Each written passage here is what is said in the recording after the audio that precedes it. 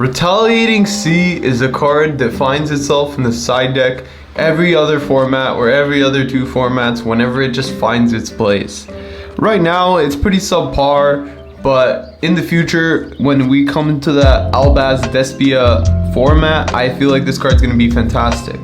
Essentially, the way the Retaliating C works is if your opponent activates a spell card that includes an effect to special summon a monster or monsters, you can special summon this card from your hand. It's important to know that you cannot activate it on activations and then have separate effects that will summon a monster. For example, if your opponent activates Boot Sector Launch that doesn't have an effect on activation, however has the effect on field on a separate chain to summon, you will not be able to drop Retaliating C during any point of that. It has to be an activation that includes the special summon of a monster during that activation. Similar to, let's say, Rite of Armus here, where immediately it's going to summon a token on the activation, you're able to chain Retaliating C. Now, when Retaliating C is on the board, essentially, it's a macrocosmos, so any card sent to the graveyard is banished instead.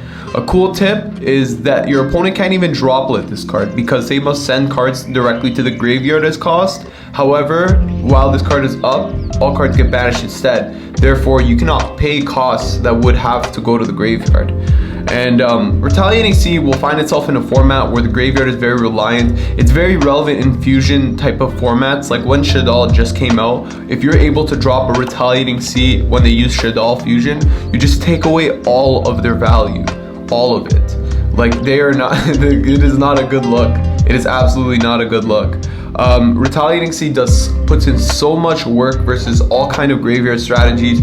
Even in this format, unfortunately, it has a bad matchup versus Sword Soul, Plunder, as well as Brave, unless you have a combination with another hand trap, which you usually should if you are playing a deck that plays Retaliating. But it's just so powerful to have this card in your deck, as well as when it's sent from the field to the graveyard, you get to add an Earth Insect with 1500 or less attack. Maybe you won't be splashing that in just any deck, but if Max C ever comes back, you'll be searching that. If you're playing Bees, man, that's a free resonance right there.